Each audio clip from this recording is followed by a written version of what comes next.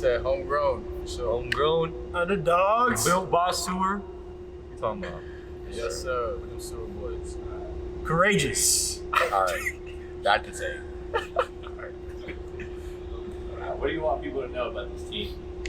I think we all want each other, or want the best for each other. We want everybody to know that we love each other, and That we hardworking too. Yeah. Anything we do. Connection and hard work, it can take you anywhere. Yeah. You know, legacy we built. One of the biggest keys to the Warriors' success come from their 6 seniors and their leadership. Here are some quick answer questions with them to learn where they come from. My name is Cameron Pope, and I play guard, and I'm 6'2". My name is Dasson Hart. I'm 6'5". I play power forward. Mason Bennett, 6 foot, point guard. Braylon Giddens, 6'2", played combo guard. Tatum Owens, say 5'11", and I'm a PG. All right, my name is Nate Speaks. I'm 6'6". I played center. When did you start playing basketball, and what made you fall in love with the game? I started playing when I was 6. I just kind of taught myself and just fell in love with it. Became really good at it. Shoot, I've been playing basketball since I was like 6 years old, probably. My dad, he, me and him used to watch the NBA together. We'd always, that's low-key how I fell in love with it. I started playing basketball around when I was 12 years old. I fell in love because I seen all my friends playing it, so it made me want to start playing too. I started playing basketball since I was in kindergarten, and then I guess just how competitive it is, and then how much different people it can bring you and build relationships with. So that's why I fell in love with it.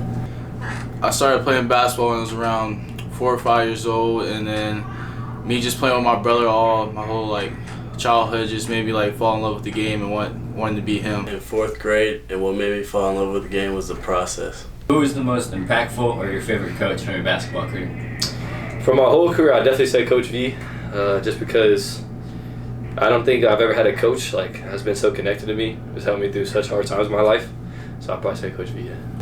Well, I'd say it might be Coach V now, but it's definitely him and Spencer, my Wooded League coach. They both helped me a lot in many different ways. So. I'd say my dad. He's taught me a lot over the years. I got 2 of them, Spencer and Coach V. My boy Spencer Dixon, man. He impacted me so many ways. He made me the best basketball player I am today. I gotta say, I got 2. I got my head coach for Cherokee is Beaman and Spence from Wooded League. Them boys really helped me grow up and mature. How will basketball be a part of your future plans? Be a part, going to college, going to a college that I feel like is going to be a home. Just choosing somewhere I can play that feels like family to me. Well, I'm going to go play basketball at Barry College next year, and I'm just looking forward to getting the chance to keep playing. I'm not sure yet. I may go play college. I'm looking into, maybe opening up a big drip basketball thing or something like that. Do some training and stuff like that. It definitely won't leave. I'm still undecided for college plans, but I plan to play college basketball.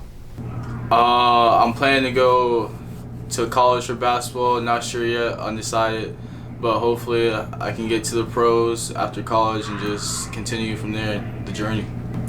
So I don't actually expect to play basketball in college.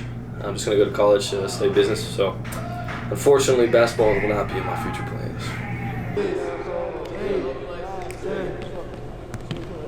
Another huge key to the Warriors' success is their second-year head coach, Coach Beaman, a.k.a. Coach V. Here's some quick answer questions with Coach V to learn where he and his leadership come from. What was your plan coming into Cherokee as a new head coach? Oh, man. First part of the plan was get to know these kids.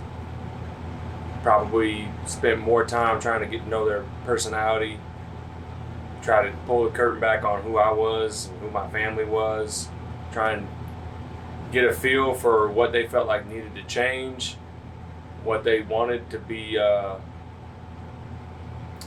what they wanted Cherokee to be as we moved into their second half of their career. I felt like it was important for them to know that I wasn't bringing in some sort of dictatorship or some idea that it was going to be my way or the highway. I wanted it to be our way. So I spent a lot of time in the first year just trying to build some relationship, trying to build a foundation that they could trust. And I think more than anything, it's about people. It's not just about players, it's about people. So I try to get them to know who I was as a person, try to be authentic and real with them, and then ask them and then demanded that they do the same for me. Going into the season, did you see yourself coaching in Macon come March? Going into the season, I felt like we had a great chance. I don't know if you had asked me if I would make it, or we would make it all the way. I would have said we had a chance to. I knew by December we were going to be really tough to deal with, and then as we started entering region play, I felt like we had a great shot. Some of the stuff when it comes to playoffs, you got to have a little bit of luck. You got to be healthy. And we were healthy. You got to have some experience, and we had that. And you got to have guys that can play at the guard position that can really do things from multiple levels on the floor, and we had that. So I felt like we had a lot of good things going for us. Shout out to Coach Mosley, my assistant. He told me when I took this job, he told me that he felt like we could get to Macon in 3 years or less, and we made it in 2. So I think he and I have always believed we had a chance to do something special, but I didn't know that it was going to happen this fast. This season, you were awarded with the Coach of the Year award. What does that award mean to you? Oh, man. It means a lot to me, and especially just, kind of where my career has been as an assistant, starting out working a lot of hours, doing a lot at lower level stuff, and working my way up. And really, a lot of people don't know this, but 2 years ago, I was planning on quitting coaching. I was ready to get out of it altogether and to be with my family a little more. And God put this position in front of me. My wife has been by my side through a lot of stuff and through a lot of things we've had to deal with as a family that's been difficult. And finding myself here at Cherokee and doing what we've done in 2 years, man, that award really goes to a lot of people. It goes to my staff. I got probably the best assistant coaching staff in the country. It goes to my players who put everything into what I asked them to do and believed in what we put in. And this community and what they've done for a guy who had no head coaching experience and what they've accepted from me, just the way they've embraced me as an outsider, it's been phenomenal. But that award is definitely, it says my name on it, but it's really a lot of people behind that. I'm really proud of that. What is your goal going into next season? Man, well, I told the team when I first met them on the day that they announced that I took the job, told them the standard was going to be more than what they've done in the past. We've achieved that, and we've definitely kind of redefined what it means to be here at Cherokee. So I told these young guys that are coming back, now the challenge is even greater. You got to stay there. You got to maintain what you've put together.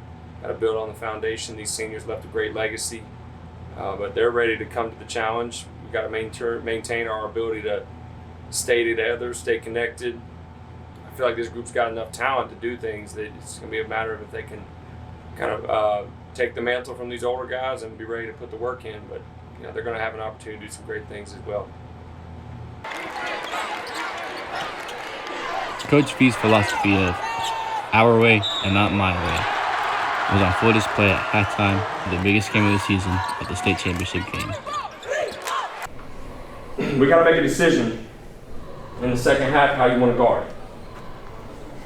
My concern with picking up Isaiah that early is that right there, because when he gets ahead of steam and the early help comes, the skip is just so wide open. It's just so wide open. He sees it. And if Ricky is going to shoot like he's shooting tonight, it's going to be tough to recover. Even if you do recover, it's probably going to be by the time he's let it go. So you tell me what you want to do. Okay? We got to give ourselves a chance to get it to single digits by the end of the third quarter. What do you believe we do best?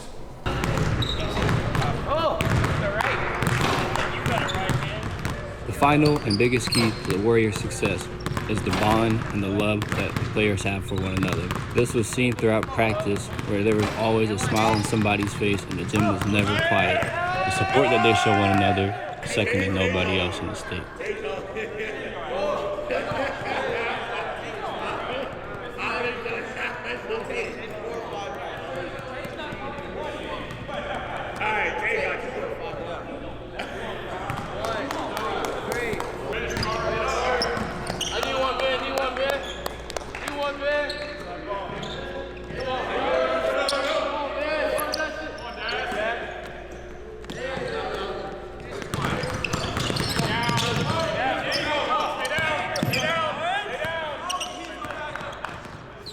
secret weapon to the Warriors' success was the emergence of sophomore star Warren Sanford. His energy off the bench helped spark the Final Four win against Norcross on one of the biggest stages of the year. Here are some questions to learn more about the up-and-coming star in the state of Georgia. All right, I'm Warren Sanford. I'm 6'2", and I'm a combo guard. You've already picked up a few D1 offers. What's your plan going forward, and do you have a dream school? My plan going forward is to try and see what I could do, play pro anywhere. My dream school is USC or Alabama. That's really about it. In the past years at Cherokee, who mentored you the most? I'd say Cam and Tatum, because they obviously play my position, and they also showed me how to be a leader and stick to my role and just adjust on the court. Last question. A big season for you coming up this spring and summer. What is the biggest goal for yourself before the school of next year? My biggest goal is to obviously get my name out there more and see what I can do to keep achieving things in this program, even though we just made it state, but sky's the limit. Finally, here are the superlatives voted on by the players on the team. Who's the MVP of the season? Braylon. Braylon.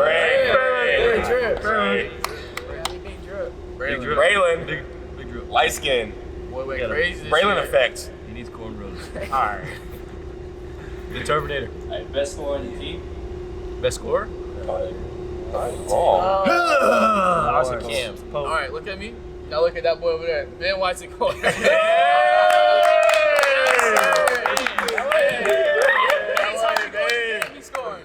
boy's bad, man. He got Cinco points. is lethal. Cinco is lethal.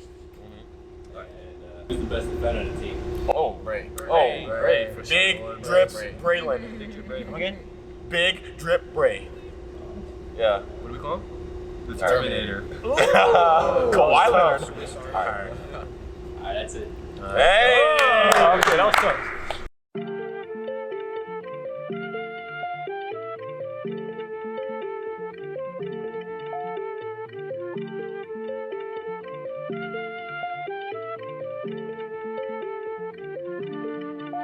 Keep top two.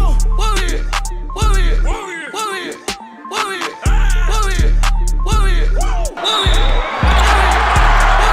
What we it? What we it? What we it? Put it up like we at the range. I was on the block, money on rain. Yeah, I talk to her, gotta get her hot penny. Yeah, push nothing, live campaign rim. In the state, yeah, we aim at the rims. Now my free, all in my crib. On that just do the damn, I kiss. I'm in the last show, respect the nip. In this state, we got edge to clips. Yeah, we hit head, legs, and lips. Check out my drip, everything is Rick. All of this money, I stack it like Ricks. Yeah, I'm a dog just like I was a pit. He said he moved pounds, but he just sold a zip. I be backstage, I'm too lit for the VIP. Just got the crib, I'm with Vito and Strick. Malibu like is finally rich. All of these diamonds, I live like a prince. See, they getting exposed. My new girl look like she come right out of Vogue. Pay for her shoes and I pay for her clothes. Somehow I can't go shopping at Lowe's. I'm having racks in my pockets, of course. These niggas snitching, they work for the force. It's my 10th year as a coach. I pride myself on having really close relationships with players. I coach some kids that are in the NBA right now. I coach some kids that played high-level Division I basketball. Coached at a NCAA All-American twice. And I'm gonna tell you, you 6 seniors, man, there's not a better group of kids and a better group of players. I don't know if I'm ever going to see the type of commitment that I saw from 6 kids who had no reason to trust. People don't understand what y'all done. They just don't. I've said it a couple times. You guys could have left. 2 years ago, you could have left. And I wouldn't have blamed you. I never would have blamed you. But you didn't. You stuck with me. You believed. You bought in. You connected to each other. You set records that people thought would not be broken.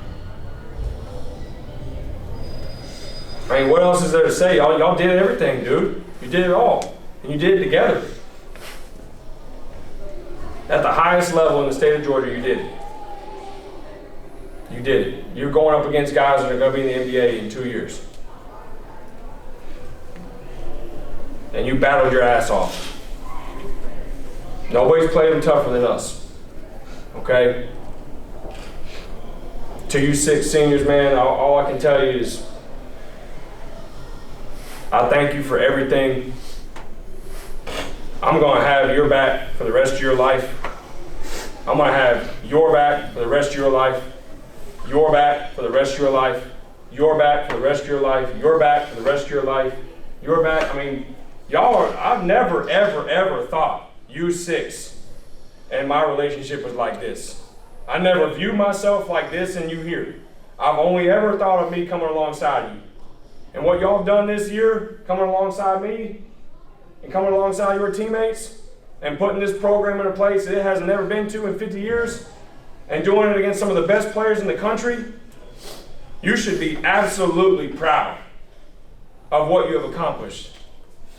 I love you, Bray. I love you, Tay. Das, I love you. Mace, I love you. Pope, I love you. Nate, I love you, man. This team loves you. This school loves you. This community loves you. You guys put this whole city on notice. And for that, we say thank you, man. Thank you. Let's go.